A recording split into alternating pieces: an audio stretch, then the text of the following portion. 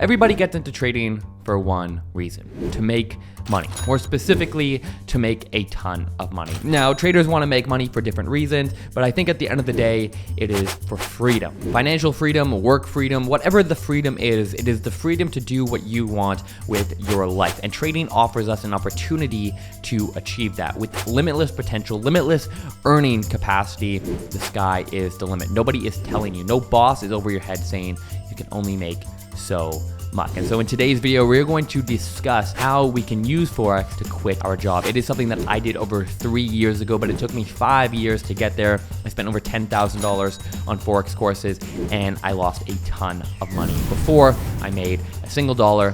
I'm going to tell you exactly what I did, a few frameworks that helped me. Hopefully it'll make a difference for you. I first started trading all the way back in 2015. I was in college.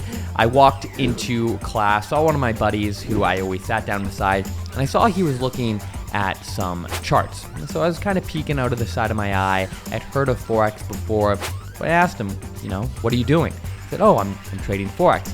And I hadn't really researched it a lot before. I thought it was a scam or potentially a scam. So I started talking to him, and then I just bluntly asked him, have you made any money? And he turns and he looks to me and he says, yep, I've made $10,000. Now, backing up, I was like 17 years old. $10,000 while working minimum wage is just an ungodly amount of money. And I simply didn't believe him. I said, show me. He turned his laptop, showed me a C-Trader account. Right at the bottom, account balance, $10,000. He started with like $1,000. And from that very moment, I was absolutely hooked. I was already dreaming of the Rolexes, the Lambos, the fancy dinners, the travel, everything that a quintessential trader does. I was dreaming about it. But unfortunately, from this point in 2015, it took me years and years and years before I even made a single dollar from trading. The good news is that yes, I eventually did get there. In 2021, I first became a funded trader. I got over $400,000 of funded accounts under my name, and I was making enough money to quit my job as a barista and go full-time, move out from my parents' place, and I relied solely on trading income for 2 years. So let's talk about a couple of frameworks and a couple of steps that helped me dramatically get to this point. No fluff, we'll just get to the good stuff. Everyone knows that only 10% of traders make money. It's well known, but the question is, why is this? There's a ton of reasons, but the most obvious are poor risk management, over trading, failing to adapt to changing market conditions, lack of discipline, ineffective trading strategies, emotionally driven, ignoring fundamentals, not having a trading plan, failing to keep a trading journal, and a lack of proper education and training. I could go on and on. Yes, I know it is a boring list, but here's the deal. Everybody finds that list boring. And that is the exact reason why so many traders fail, because trading is difficult. It will always be difficult. But what I learned is that trading can be simple. There's a reason on YouTube that a video on psychology, on trading emotions, doesn't perform as well as somebody showing how they flipped a $1,000 account or they made $10,000 on a single trade, because people don't focus on the right things. Imagine yourself as a successful trader. Fast forward 2 years, 3 years. In a perfect world, a perfect situation, where would you like to be? What does your trading look like? How much money are you making? What's a day in the life look like? Picture it very vividly. Get objective in how much money you're actually making. What your process look like, and then reverse engineer it. This is a simple exercise, but it's one that really helped me a lot, because at the end of the day, most of us know what it is that we should be doing. When I pictured what my day in the life trading process looked like, it was simple. I wasn't stressed. I wasn't frantic. But then when I would trade in the moment, I was frantic. I was doing the wrong things. And so I think by visualizing and reverse engineering what your process actually looks like, I think it can help you get objective in the changes that you need to make. At the end of the day, it's all about focusing on the process, because there are so many variables in trading that you simply can't control. Most of us focus on things that are outside of our control, which is absolutely pointless and it's absolutely useless. So by shifting your focus towards the process, that's something that helped me tremendously, and it dramatically improved my trading. This first step, all at the end of the day, comes down to becoming a profitable trader. There's more steps, but that's the first one.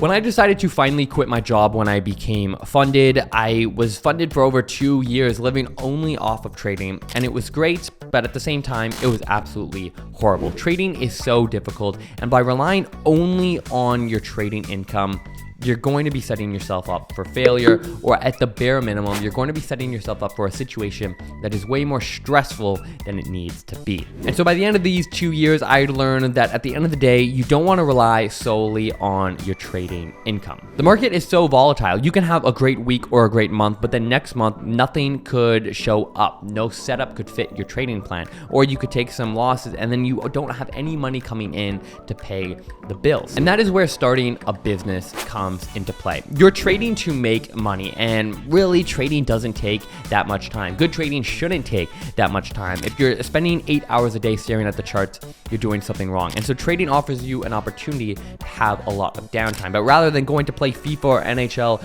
on your Xbox, you should use that time productively by starting a business. And that is exactly what I did when I first started the Meet Matt L YouTube channel. A few frameworks that have really helped me in determining what kind of business I could start is to ask yourself, what is a problem that you struggled with 1 or 2 years ago? Whatever it was that you were struggling with, you are the best person to possibly teach people that are struggling with the exact same thing. So for example, when I started my YouTube channel, I was a profitable trader for 2 years, but 2 years prior, I was struggling. And so I simply started my channel telling people what I did, not what they should do, but simply what I did to quit my job by trading, and that resonated with some people. So ask yourself, what is it that you were struggling with 1 or 2 years ago?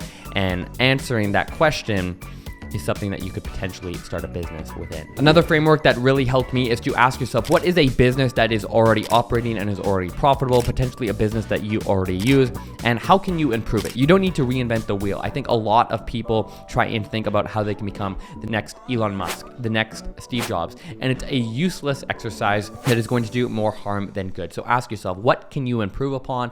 Go out and do it, and you can make money from it because there's so much downtime in trading.